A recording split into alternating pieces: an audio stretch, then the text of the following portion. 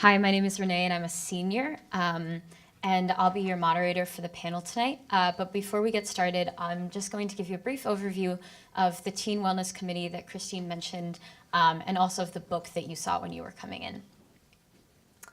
Cool. So the Teen Wellness Committee has been around since 2015, and it's essentially a group of, I think like Christine said, over 40 students from around the Bay Area who are passionate about raising awareness for mental health, specifically in the Bay Area. And so we advocate, empower, and educate those who have been impacted by mental health. And so each year we choose a specific project as a way to address key issues in our community. And so, again, it's high schoolers from all over the Bay Area. And I think we're representing 17 high schools, which is super cool. So a little bit more about the book. This is called Just a Thought, and it's a project that we did last year and that I was really fortunate to help out with. And so the book is divided into 4 sections: 2 friends, 2 parents, 2 educators, and 2 me. And each section is a compilation of teens' unfiltered perspectives on their experiences with mental health. And so the way that we got all these responses was we sent out a survey to schools in the area and posted it on social media, and then just allowed teens to anonymously fill it out. And so it's really informative in terms of what the actual teen experiences with mental health in the Bay Area. And so it's very interesting, and then we sorted through hundreds of responses, and then we're able to divide them into these 4 sections. Additionally, Teen Wellness Committee members from last year also wrote anonymous letters detailing their own experiences with mental health, so you can check that out too. Cool, so this is one of the pages of the book, so this is the format that it looks like. We have our quotes, and then written is the general experience that we found, in addition to some graphics made by Gemma Carell, who is an artist that advocates for mental health. Additionally, the book also contains do and don'ts lists for every group that I mentioned earlier, so friends, parents, educators, me. And so this is a condensed version of all the information in the chapters. And so it has helpful things that parents have said and unhelpful things. And so it's specialized per chapter, so it's really informative to any type of group that could need it. And so why are we all here today? So we're all passionate about mental health in one way or the other. But the specific purpose of this panel today is to share the student perspective on anxiety and depression in hope to shatter the stigma surrounding it. And we hope that we raise awareness about these issues, and specifically the book, we hope that it provides an interesting and an insightful look into teen mental health, especially in the Bay Area, and raises awareness. Yeah, so if you're interested at the end of the night in picking up a copy, there's a table right outside that has them. We do request a donation of $25? $10, sorry. But you can donate $25, that's fine too. But I highly recommend that you pick up a copy. I have my own, and it's really interesting to read through. It won't take you very long, but it's so rich with information that, yeah, so I hope you enjoy it. And here's a picture of us at our book launch, which was held in this room. Cool, okay, so we're gonna be moving into the panel now. So we have a couple questions, and then again, like Christine said, we'll be opening it up to audience members at the end. So yeah, we'll just get into it. Before we answer questions, I'll let each of the teens introduce themselves. So they'll tell you their first name, their grade, and then a little bit about why they're here tonight. I'm Abby, and I'm a junior. I personally have dealt with anxiety and depression, and I have many friends who have as well, and I enjoy being an advocate for mental health.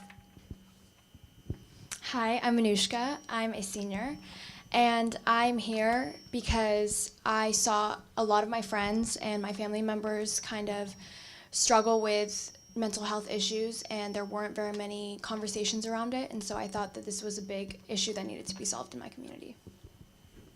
Hi, I'm Rebecca. I am also a senior, and I'm here because I really want to utilize my own experience with anxiety to turn that around and become a better advocate and opening and expanding those resources for other students who are facing similar issues. I'm Maya. I'm a sophomore, and I first encountered my friends struggling with mental illness when I was in middle school, and I wanted to do something about it, so I joined this committee. I'm Anna. I'm also a sophomore. I'm here because I've been really lucky to have the resources I need to help me with my anxiety and depression, and I really want to do what I can to make sure my peers can also have those resources.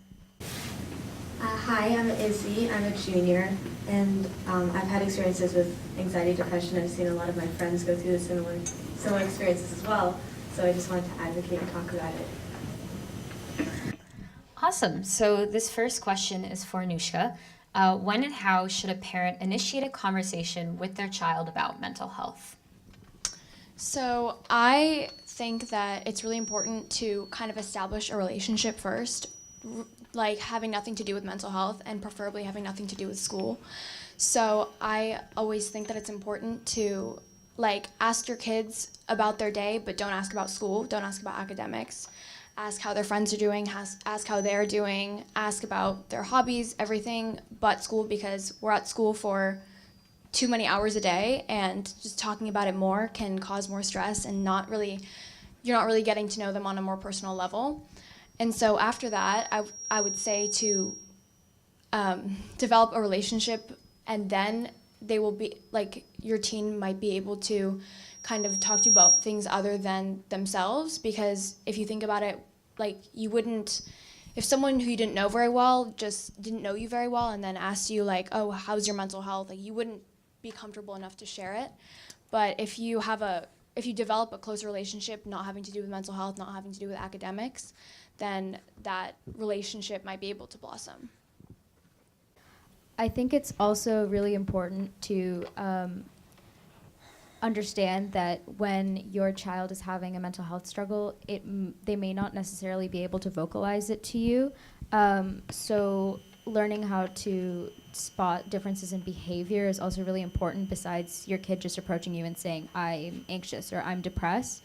Sometimes, that might just be if your kid is more reclusive, if they seem really stressed. Like, I don't think, stress is sometimes a really important indicator. And generally, if they just seem like they're having a hard time in general, even if they haven't put words to it, you should still take that seriously.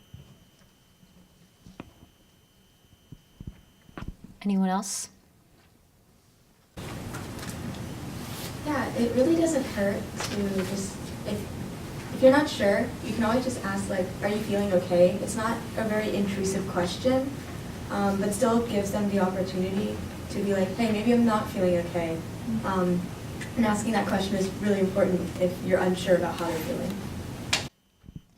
So moving on, what are some effective approaches and ways that parents have been helpful in supporting you or your friends?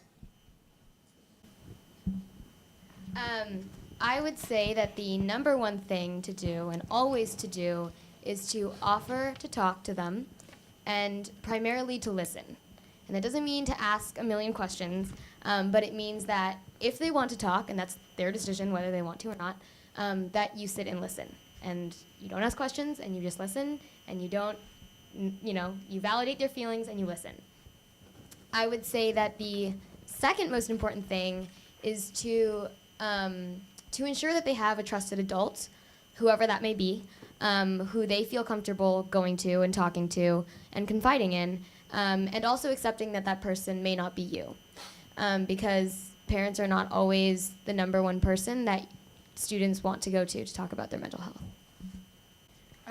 I think another helpful tip would be to make sure to angle your language so that it doesn't invalidate or victimize your children, so that whenever they're addressing their situations or having a conversation with you about how they are feeling, you don't brush it off as something that something that they have to go through or that everyone has to go through, because then that results in them not only kind of building an alienation with the parents, but also feeling that they themselves are abnormal or aren't going through something that they shouldn't be and someone they shouldn't be. Also, just adding on to that, making sure you're not invalidating your kids, I think that's a main thing. I feel like a lot of people were raised in a certain way where it's like, oh, suck it up, deal with it. Like, I know that my parents definitely were, and that's kind of like a mindset in almost every community. Like, suck it up, deal with it, push through, everything will be well in the end. But sometimes if a teenager is going through something, it becomes unbearable, and it's better for you to just sit there and not tell them to suck it up and to actually just listen and provide help and connect them to the mental health resources that they need. In addition to that, I would say another form of invalidation that may not be as obvious, but I think is definitely hurtful, is trying to problem solve if your child comes to you with an issue. So sometimes it can be really useful to have input, but if you immediately jump to being like, well, have you tried this? Have you tried this? Have you tried this? Then sometimes it makes your kid feel like their problems are trivial or that they have an easy fix. And sometimes, like, you throwing out a bunch of suggestions like, oh, have you tried like exercising? Have you tried doing this? Have you tried doing that? Have you tried like getting more sleep? Can, make your kid feel like you're minimizing the problem and you're not taking the time to ask them what they need from you. So moving on, we're going to switch gears a little bit, but what role does social media play in the increase of teen mental health issues in general? And what role should parents play in supporting and protecting their children? Well, personally, I feel like the main thing is that this is a large message that a lot of adults have been given, is that social media is horrible for your teen's health. And obviously, it can negatively impact a teenager's health with the representation of, it's basically, if you look at Instagram, every single photo is a good moment in someone's life. So if you look at someone's account, it's just all the benefits of their life, everything that's gone well. But then you'll sit at home and you'll be like, oh, their life is so perfect, they're so beautiful, they just went on this amazing trip, they have all this money, what do I have? And not negatively like being like, oh, poor me, pity party, but like, will I ever be as good as that? And I feel like that's definitely a negative impact of social media, and limiting time on social media can help with that. But social media also has benefits as well, like connecting teens to mental health advocates and body positive influencers, people who look like them and have the same skin tone as them or the same religion, who are positively speaking out and being a beneficial representation that you might not see in your average media. So knowing that social media may have some negative aspects, but there are also some really positive ones. I would also add that, yes, social media has its pros and cons. It's also not the cause of your child's issues, and removing it is not going to eliminate those issues. And a lot of the time, getting rid of social media or limiting it, it can isolate your child from other people, and also it makes them more disconnected, and it also makes them feel like they don't have they feel like they have a right to have social media, and by taking it away, they feel deprived of that. Yeah, like adding on to that, I actually don't have Instagram or Twitter or Snapchat or any of that stuff, and it can be incredibly isolating, like you said. It makes it very difficult to reach out to friends in this very like social media centered world where people are always texting, and people are like texting about their feelings, and you feel like you're very deprived from that. So it's good to balance like good and bad social media usage instead of clumping it all together as like everything is bad, because it's very easy to see the negatives without seeing the positive side of things. I think a lot of what's centered around social media, sometimes people have one idea of what social media is, and sometimes that is something similar to Instagram, how people post really great photos that they that people might get jealous about, or like they see these like beauty standards that they feel that they can't fit. But it's also really helpful understanding the different types of social media, There's some sites like Snapchat have become a different way for students to communicate to each other, similar to texting, and I've seen a lot of students use it as a resource for them to go to their friends for help rather than creating a situation that may be negative for them. And I see a lot of different ways that social media has even helped their situations or different causes that they're passionate about. Like Facebook has a lot of different resources for people to raise money for charity and to spread messages that people would like to be heard, and it's not always a way that students can detract from being happy, or it's sometimes a way that people can be happy through it. I would also say that if social media is an issue, then one thing you can do is offer to drive them to a friend's house, or when they ask to see a movie or go someplace on the weekend, provide your help, provide your assistance, support them in that endeavor of going out into the real world and talking to people face to face, because that's kind of what is lacking a lot of the time. And by giving them assistance and giving them the means to do that, you're saying that you support that. And that can be really helpful. So how can you reduce the stigma of mental health and seeing a mental health professional, such as a therapist or a psychiatrist? I think I have a two-parted answer to this question. The first part is being really mindful of your language and how your language is contributing to stigma. One part of that is, for example, Teen Wellness Committee has a campaign called Speak Mindfully, which is about how to change your language so you're not using terms that have a meaning that's connected to mental illness and misusing those terms in a way that can contribute to stigma. And so part of that is not using things like OCD as an adjective, or saying someone is being bipolar if they're having a bit of a mood swing, or saying you're depressed if you're feeling sad, or things like that. And language like that can be a little bit problematic, and it can make it can contribute to stigma. So that's one aspect of it. And the second part is when you talk to your kids about stuff like mental health professionals, so that can be like therapists or psychiatrists or any other sort of professional that can help with their mental health, don't make them feel like this information is super privileged. So I know personally for me, when my parents were still kind of adjusting to the fact with my mental health issues, they were very private about me seeing a mental health professional. And I remember my mom kind of being we don't really you shouldn't really tell people that you're in therapy. And that sort of language contributes to the stigma and almost makes it feel like it's a shameful thing to be in therapy or to be seeking help, when really it's something that should be promoted, because that's really something that can really, really benefit teens. So, yeah. I wanted to add something that I think a big thing, especially in this community, is that it's easy to not prioritize your mental health. And I guess mental health is a big word, but really everyone in their life will struggle with their mental health, regardless of if they have anxiety or depression, whether it's gotten to that point. Everyone has mental health.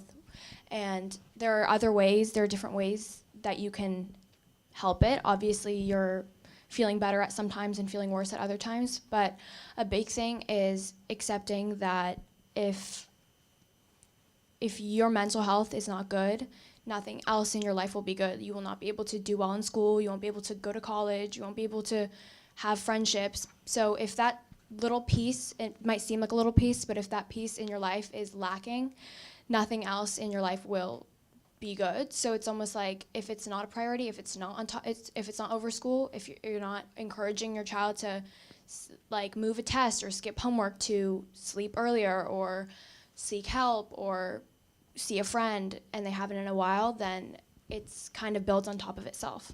Yeah, I think as a parent, you have this very strong need to fix your kid's problems if they say, oh, I'm going through something, or give your advice, and that's great, but sometimes things might be bigger than that, and you have to admit that you have to see a professional, and it can be very difficult to admit as a parent that things are out of your control. and you will need to see a professional. But it is also very important to keep in mind that that is an option. So moving on, Rebecca, what advice would you give to parents with kids who struggle with mental health issues? So some general advice I would like to input is just seeing what your child needs in a certain moment. And sometimes that's not always approaching them with your questions or trying to talk to them. Sometimes for some students or some children, they need their space at a certain time. And just having the ability to see that and then going to them later when they're at a time where they're more willing to talk, and just mainly offering yourself as a resource and someone to listen. Like Anna touched on before, being someone who is receptive to your child's problems at first rather than giving constructive suggestions is really, really helpful. And maybe integrating those gradually afterwards when, again, your child is more willing to receive those can be a more helpful option. And something else I want to touch on is that it was mentioned previously, but sometimes parents can be restrictive on how much time their child is focusing on academics and their education, and that sometimes results in not being able to go out to go see friends or hang out with friends because it removes time from doing homework or studying for a test. But sometimes having that social interaction will help that child's performance in academics. And I know personally that taking a break from a lot of study time or a lot of homework time actually makes you focus more, and there's a limit to how much your child can get done over a certain block of time. So just going out and allowing your child to go out and see friends is a really helpful way to both help your mental health and improve academics at the same time. I completely agree with everything you said. And I would say another thing is just try to understand how your kids' mental health is affecting the rest of their life, and how, sometimes I guess parents can be impatient with us about school-related stuff and academic-related things. And sometimes there is a really direct correlation, and I think a lot of the time, between academic stress and just all of the pressure that's put on us around being successful and getting good grades and getting into college and stuff like that. And that has a really huge connection with mental health. So I think really being also mindful about how putting a lot of pressure on your kids to succeed could contribute to mental health issues, and also how mental health issues can get in the way of academics. So if your kid is feeling really anxious, it can be really hard for them to study. Or I have an issue with standardized tests. They're really hard for me. So I think kind of being mindful about how much focus you're putting on academics can really help with that. Also, I know most parents, especially in this area, I feel like teens seem to say that they are the ones putting the pressure on the teens, but a lot of the teens, especially at my school, are the ones putting the pressure on themselves. And all of you are obviously taking the right step. You're coming here tonight, and you're very good support systems for doing that. You're looking for advice from teens who have dealt with these experiences. But making sure that your teens are being mindful of when they're being too hard on themselves, when they're pushing themselves too far. If their friends keep on asking them to hang out and they're like, no, I have to study for this big test, there's a line between focusing on your schoolwork and focusing to a point where it hurts you. And so I think just being aware of what your kids are doing and how they're feeling and how that interacts with their school and their social life. I think bringing it to a more specific sense, to understand the competitive academic climate that your children live in as Bay Area parents. And I think just having or considering that context is really helpful when you're addressing your students' mental health needs, because where we live is pretty different from a lot of other areas where students constantly have contact with comparing themselves to other children. So I think another piece of advice is to try not to compare academics or other parts of your students' lives and allowing them to develop who they want to be is really helpful in just making sure that they're comfortable with themselves. Yeah, so we'll ask one final question and then we'll move into the audience question time. So if some of the teens feel comfortable sharing an experience where your parent or a trusted adult supported your mental health, and how did they do that? I can share a story. So, my high school, I believe it was my freshman sophomore year, I struggled pretty intensely with anxiety, and particularly I grew up in a family environment where mental health wasn't really talked about, and it was like physical health was obviously a lot more prioritized, and I didn't even know what it was. And I remember I had my first panic attack in sophomore year, and I had no idea what it was. And just being able to go to my mom, who I initially thought would reject the whole situation, she made it very centered on my needs rather than what she needed of me. And the first time she suggested me to go to a mental health professional or a therapist, the question she asked was, would you like to see one, rather than I think I need you to see one, or you should see one. And it's very centered on what the student feels for themselves, and then they feel that they are more in control in a situation where they already feel like they don't have control. I would agree with that, and I would say another story from my personal experience was also with my mom, which is, at first she was, I guess, a little bit confused or resistant about the idea of therapy, but I think when she actually took the time to sit down with me, and she actually asked me to explain to her how I felt, and she was able to admit that there were gaps in her understanding, and that maybe she didn't understand my experience, and that maybe that she had said some things that were hurtful or stigmatizing.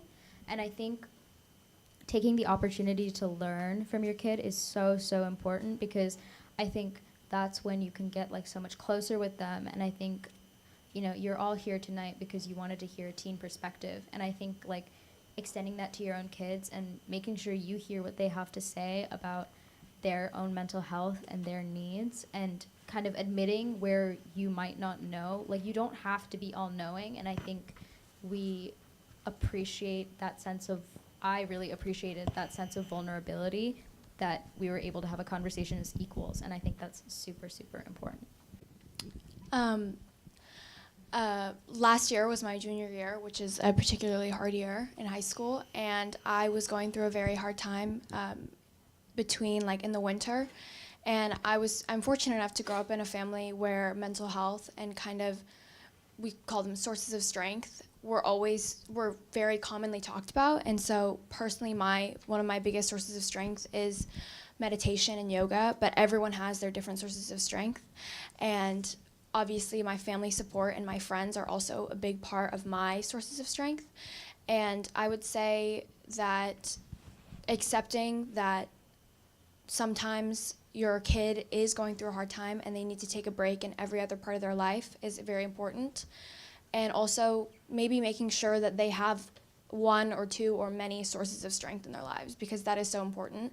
And for some people it's exercising, for some people it's meditation, for some people it can art, it can really be anything. There's no one thing, but some people don't have access or don't know what those are. And I would say that that's super important. I want to add one last thing, because I personally don't have lived experience with mental illness, but I've watched a lot of my friends go through it, and I've been that person that they talk to. And the first time I experienced it was in 8th grade, so earlier than a lot of people think. And one of my friends called me early in the morning at the train tracks with telling me they had the intention to end their life. And when you're in 8th grade and you haven't been taught anything about mental health and you don't know what to do, it's a really tricky situation. And when I later told my mom about it, she responded with, very calm, very collected. She said, I'm proud of you for what you did and for helping. Here's what we should do from here. And then she said, are you okay? And that last question I think is so important, even if your child does not struggle with mental illness, because mental illness affects everyone in the community. And saying, are you okay, made me realize that it was valid for me to be scared, and it was valid for me to not know what to do. And so having the parent ask that question to anyone in any situation really validates the child and also gives them the time to talk about that. I also just wanted to add on to that. It's not always, I mean, those situations are very dire and it's amazing to be there for your kids, but just the small things matter too, and showing your child that you care. Like my parents, after I had gone through a particularly hard time, I know that my parents would bring me tea sometimes before bed, and that would just be like a nice little thing where they'd be like, hey, we did this for you, like we're here to talk if you want, I hope you have a good sleep, let us know if you need anything. And I think that those small things build up to the trust that you were able to have that conversation with your mom. And I feel like those are the stepping stones to get to the big point if you ever need to have that conversation with your child should a dire situation come. Yeah. So big thanks to all of our teen panelists, but we want to hear from you guys now. So does anyone have any questions that they'd like to ask any of the panelists? For this year, the book was an awesome thing, and then the mindfulness thing is great. I think it's cool that you find something you want to work on to help other teams. Yeah, so I can touch a bit on that. So like someone mentioned earlier, we did do the Speak Mindfully program 2 years ago. And so the purpose of that is to make sure that you're watching your language. So something as small as when you're feeling sad, instead of saying, I'm feeling depressed, use I'm feeling sad. Or words like OCD, anxiety, PTSD, suicidal. These are things that are commonly used in media now, in colloquial conversations to describe emotions such as sadness or stress. And although those emotions are very valid, it's important to make sure that we're not using words that describe actual mental illnesses to describe them, because it increases the stigma of mental illness, and it makes those issues seem less impactful and debilitating than they actually are. And then again, last year we did the book. So this year we are actually not going to be doing a new project. However, we are going to be promoting our previous two projects, so the Speak Mindfully campaign and the book, and we're hoping to get those out to middle and high schools around the Bay Area. Both of those programs, and then libraries and anything else. So I volunteer with SELPA 1 CAC, and we work with Santa Clara County Office of Education, and we're responsible for the schools in Los Altos, Palo Alto, and Mountain View, so I can help. Yeah. If you want to come talk to us later for more details, or Christine is the person to see, that would be awesome. Thank you. Any other questions? Oh, I saw you first. Sorry. Thank you. So I know tonight's about, hearing, speaking to the parents and trying to give them some things to consider. But I know that you've taken, many surveys in school. And there's a number of questions that they ask you about anxiety, depression, suicidal ideation, and also just about a caring climate in school. I know that some of the results over the last number of years, hearing your voices, have been that many of you, not maybe specifically you, have said that you think that both the community and the schools are not caring about youth. They really don't care. And that's been probably pretty stable, the results from the surveys. So although I know you're addressing parents, I'm just wondering if you can say maybe a few words about what you think you need from schools, maybe what you think you need from your communities. I think one issue is we take surveys. I think they're supposed to be monthly at our school, just generally about wellness, and I think they do focus a lot on stress. But I think one of the issues is a lack of taking responsibility for stress that's caused by school. That's the main issue I see. I know that adults on campus have good intentions. Like, I'm never doubting that I'm not saying that people on campus, like, are just, like, cold-hearted and, like, don't care about us. I know that they have good intentions, and I know there are a lot of supportive members on campus, but I think, like, at least, our administration isn't doing what they need to take responsibility for the fact that a lot of stress is caused by school, and a lot of that is not stress that we're putting on ourselves, it's stress that the environment fosters. And the environment, I think it's very accurate to call Silicon Valley a high-achieving environment. It is by every standard. And I don't think schools realize the role that they play in that creating that high-achieving climate, and how a high-achieving climate really contributes to perfectionism and feelings of inadequacy and anxiety and depression. All of these issues really are super related to the way that we are, like, conditioned to think about academics. And I think rather than schools saying things like, hey, like, you should set aside time for self-care, and you should get more sleep in the night, and you should, figure out organization techniques and time management, I think that needs to be less of, like, putting the responsibility on us and accepting some of that responsibility and acknowledging that there are issues that are inherent to the system. And for more information on how staff and educators can help, I would recommend that you check out the To Educator section of our book. Yeah. Okay. Yeah. You guys keep talking about socializing, but isn't it kind of hard to socialize when you have anxiety, when you have depression? So how do you overcome that and socialize it? I'm not sure if this exactly answers your question, but because you talked specifically about anxiety, but last year I went through a very deep depression episode, and it became very difficult for me to reach out to my friends and talk to them about how I was feeling. But I got really lucky. My friends were able to notice that I was becoming less talkative and acting differently, and they reached out to me like, hey, are you okay? And since then, like, we're always checking in with each other and keeping, like, a closer eye on how we're all doing. So I guess just, like, telling your child to, like, look out for their friends, and making sure that they have friends who know, like, who are close with them, who will be able to tell, like, if they're acting differently. I think another way is that it is true that when your child has anxiety or depression, it may be hard for them to always have fun in social situations, but I think it's important to also tell your children or have them not treat that child who is going through that episode or is going through that time as a burden, kind of, because I've seen that happen a lot, and that can be really detrimental to that student's mental health, and that's kind of starts another chain of them losing friends because of something that they really can't control and something that they really wish wasn't there. And just having available people that will always be by your side and who will always trust you no matter what mental state you're in is best. I think that definitely addresses the stigma that we have around mental health, and I think it's important to know that, like, mental health is bigger than your child or your child. It's something that we all can maybe relate to or should be able to relate to.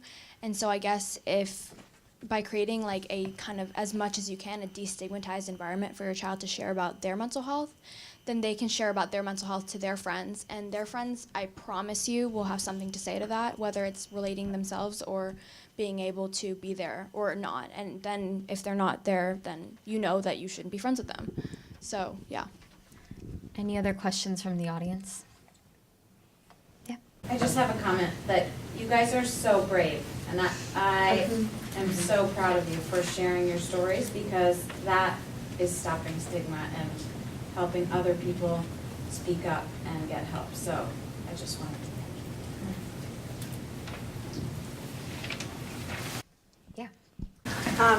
Yeah, just exactly what she said. I am a mental health person.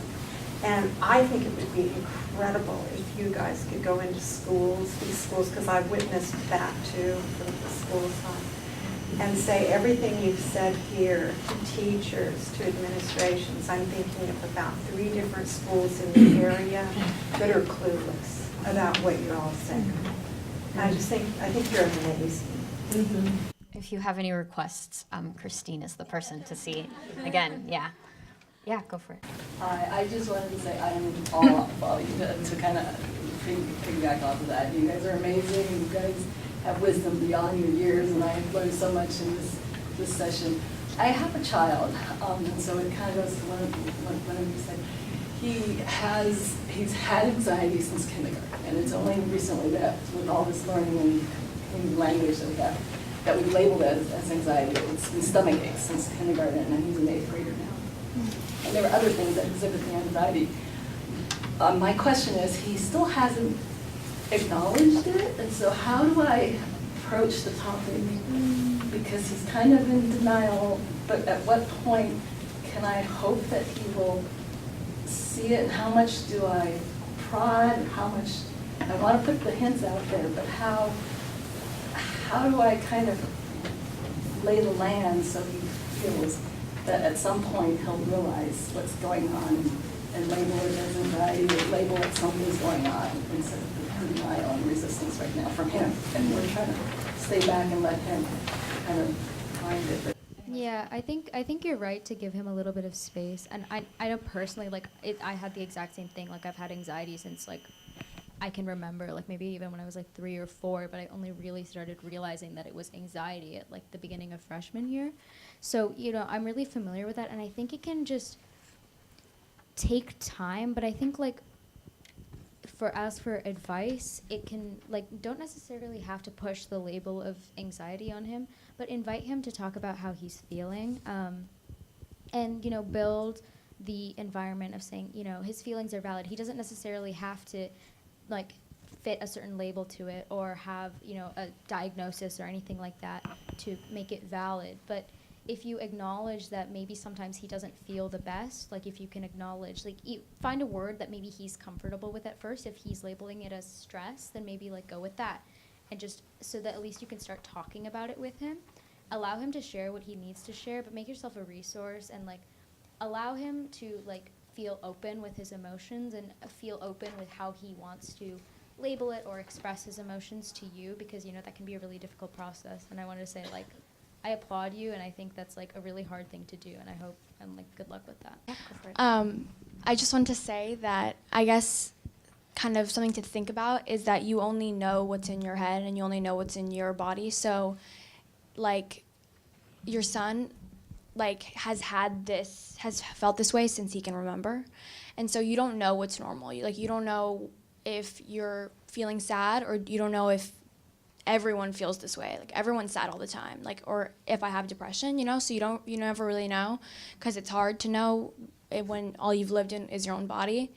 So I guess another thing is, this might sound weird, but I guess if you can, maybe have him talk or introduce him to people who are open about talking about their own mental health, so he can see that it's I guess it's normal. It's not something that only he's going through. And I think that really helps, because then he can see that there's strength in sharing what you're going through. Mm-hmm. Yeah, just adding on real quick before we move on.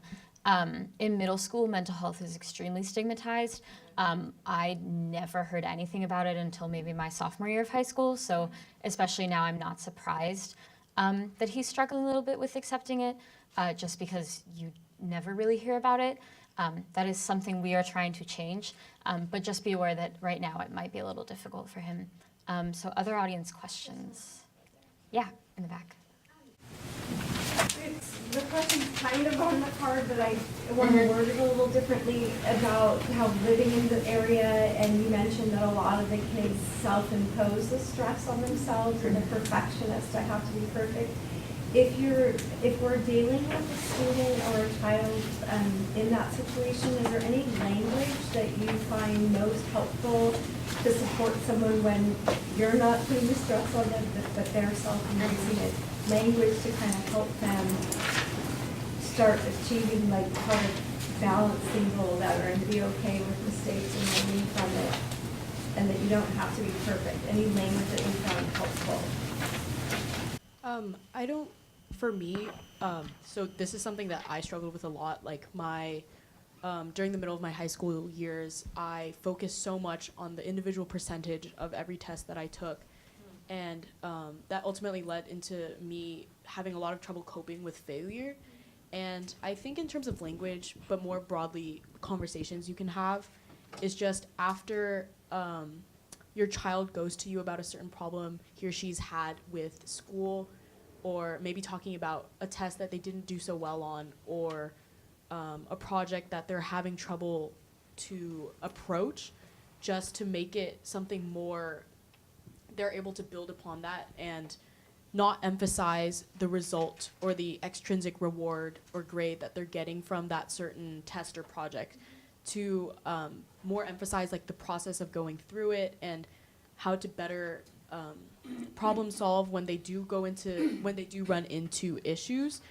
And I think I also want to explain that when teachers in the classroom, sometimes that often occurs in, at least what happens with my teachers, is that sometimes they're not as approachable to go to about students having trouble with certain assignments. And when students say that, oh, is it okay if we push this test back? Sometimes the teachers say, oh, well, we're not the one that made you take 5 AP classes. But what they aren't considering is, again, the academic climate we live in. Sometimes students feel the need to be in all those classes, or else they're going to be stressed about not being competitive with the person that's sitting next to them. And just sometimes accepting that, but being available resources for the consequences of that is more helpful than forcing your kid to drop all their classes to hopefully like be more mentally, or be more have a more stable academic course load. I also just wanted to add on to that quickly. I'm someone who struggles with that constantly. Even today, I was on myself about my grades and finals coming up, and taking the SAT early next year, and looking at colleges and everything. And I'm only a junior, so I'm not even in application process yet or anything, but I have always been very high strung, and I've always been very on myself, even when I was in elementary school. And I see that this is something that my younger brother, who's in 6th grade, struggles with somewhat as well, is being very hard on himself. And just know that it isn't necessarily something that will change overnight, and it isn't something that will necessarily go away. But making sure that your child doesn't lock themselves in their room and focus only on schoolwork or beat themselves up over one test. Sometimes all your kid needs is a distraction, and it may not always work out, but there are a lot of healthy coping mechanisms, DBT or dialectical behavioral therapy. You don't always have to go to a therapist to receive it. There are books on it. There are a lot of great healthy coping skills that your child can learn through that. Some of them seem ridiculous, but they actually work. Scientifically, they're proven. And there are also a lot of small things that you can do with distracting your child, with just saying like, hey, do you want to come with the rest of our family to the movies? Or let's go over to so-and-so's house for dinner. Or come watch this movie with me at home and we'll make popcorn. Just small things like that to distract them from the day-to-day life of school and work or whatever else they're going through, and just try and focusing on what they're doing in the moment, and that can help a lot. So before we move on to the next question, just one more thing. I think your question was asking specifically about language to use, and so I think that something that the teens have mentioned throughout the entire panel is asking open-ended questions that aren't necessarily related to academic stress, even if that is what you're asking about. So something as general as, are you okay, or how are you doing, can be really effective. Something that I have found that my mom does that's really helpful is, how can I help? And so that is obviously, you might not be able to help, but it's a really great way to show your teen that you're there for them, even if you don't necessarily know in what sense yet. So yeah, next question. So for parents who are really interested in looking at other ways to reframe, there are a lot of models right now that are looking at resilience and what's the language around building resilience, and what does that look like, and what are the skills? If there are many schools right now that are engaged in social emotional learning, there's an acronym called SEL If you Google that, you'll hit a lot of research on that. And it's also being reframed as good mental health promotion. A lot of the DBT skills, we have kids who are learning DBT skills, which is dialectical behavioral therapy, and in our IOP. And if you look in the curriculum, a lot of it is SEL. And so it's just another way to help kids kind of reframe what, like, you know, skills like taking risks, right? Letting go of making mistakes, pushing past failure, just helping them address the self-critical voice. So, so just to give you just some resources around how to educate yourself on that. And we'll take one more question before moving into the cards, if anyone has one. Can I just say that Mountain View, I think it's Mountain View High School, I'm trying to look it up. There's a speaker, let's see, who is it? It's Raising Resilient Kids in a Stressful World. It's Mountain View Los Altos High School Parent Education Speaker Series. Katie Hurley, and it's this Thursday, 7 to 9. Anyway, if I hit register, maybe it'll tell me where. Sorry. No worries. Yeah, there's a lot of high schools in the area that have been taking steps. Mm-hmm. Yeah, okay. And then I saw one question over here. Yeah, when my kid is in a bad place, they will completely withdraw and not come out of their room. And they've heard from the therapist that you're not really going to be able to pull yourself out of the tailspin that way. But we just don't know how to get you. They don't want to come out to watch a movie or go get ice cream or any of those things. So I'm just wondering if there's anything you have found helpful, if you found yourself in that position to try to just be with people, like even just in your family, in your home, if not with your friends. One thing that I know my mom does that's really helpful, sometimes when I feel really depressed, I won't want to get out of bed. I'll just stay in my room and my parents notice. One thing my mom does sometimes, if I'm really not ready to like get up and interact or do something, she'll just come like sit in bed with me. Like she'll just like sit next to me and give me a hug, and then she'll just like start a conversation about like anything, and it makes me feel so comforted just because like she takes the time, like she's sitting with me, she's coming into my space, like she like gets under the covers, and she like it feels really, really comfortable for me. It feels like a really safe space. She's not pushing me to like or like forcing me, and I think it really just like shows that she cares. Sometimes she'll bring me a cup of tea or something, and I think it really just like shows that she's willing to like take the steps and like meet me in the middle. So yeah.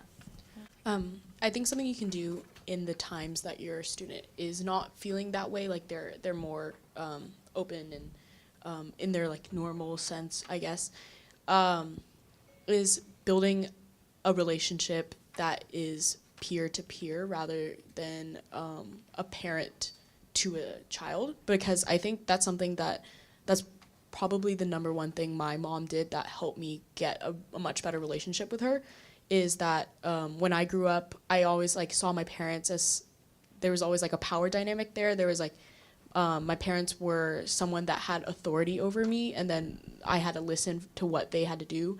And sometimes that's relevant when you're a child, but when you're growing up to be an adolescent and someone who's developing thoughts and ideas for themselves, I think it's really good for the parent to treat what your child says respectfully and like consider their ideas and their perspectives with the same weight that you would consider someone of your own age. And in the off time, when you develop that kind of relationship, when they do struggle and they are having a time where they feel like they can't get out of bed or they can't go out or approach anyone, then they're a lot more likely to go to you as a resource and someone that can help, because they see you more as a peer rather than someone who they can't talk to because they have that authority over you.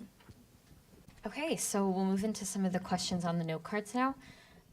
So one of the things that someone asked was if teens could describe their own experiences with mental illness and how they found the proper treatment that helped them. So one thing I wanted to say was that I didn't get a chance to add in earlier. So drawing from my personal experience, again, like I said, I've had multiple panic attacks, and they've happened to be at school.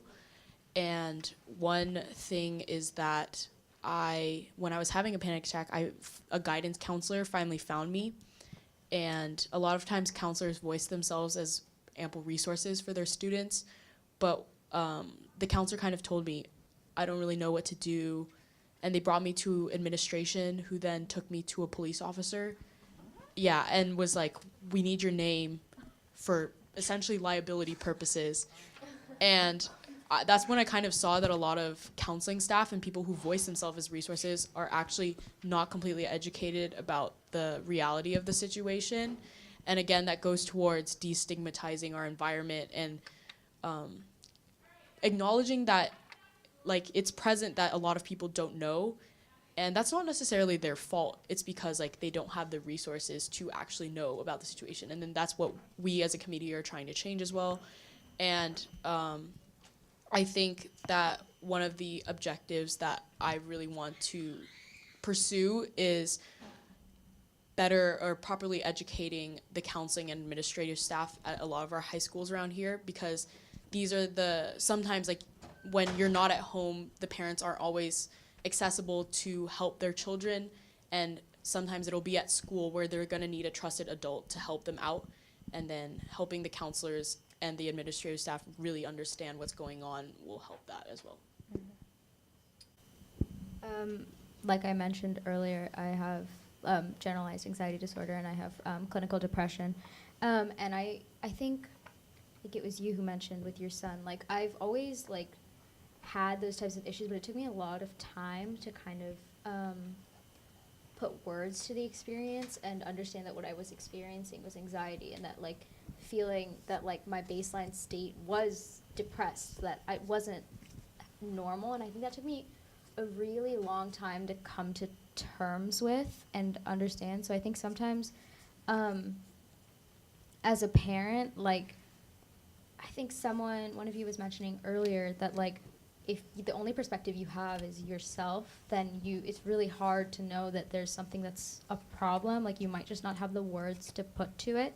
So I think, like, what led me to finding support was the final realization that, hey, like, this is an issue. Like, I'm struggling, and this is holding me back in life. And it's not, and even if I don't know exactly what it is, like, I didn't know exactly what it was until, like, even, like, a couple months ago, like, it's still worth getting treatment for and seeking help for, because it's impacting my quality of life.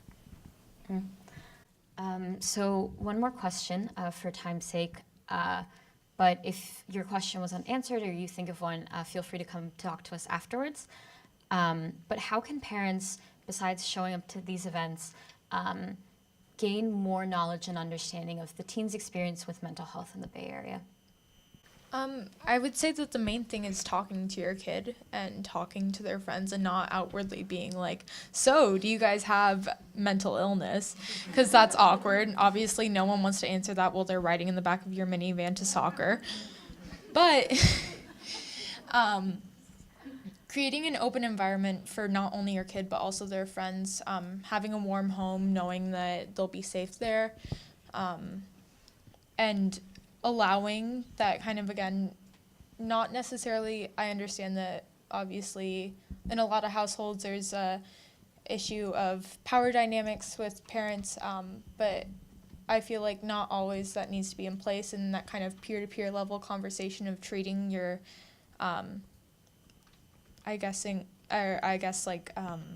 validating what your kid is going through, what their friends are going through, and just hearing from them what they personally have dealt with, and knowing that that may not be the case for everyone, but that that's the case for them. And also just coming to events like this, and also reading our book. So. Another thing you can do is talk to the counselor at your child's school, which is something I did recently. Is I went to my counselor and I asked her, what are your responsibilities as a counselor? What are you liable for? What are you required to do under law?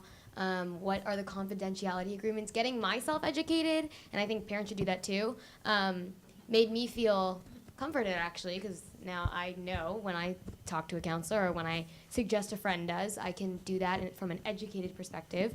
But also sometimes, like, there are many things that I didn't know about counselors. And I think that a lot of the stigma around going to a counselor and like kids being afraid because of confidentiality and telling your parents and all those complex things, like just talk to your counselor. And parents and students should do that. Okay, so I guess that concludes our panel. Again, oh, thank you.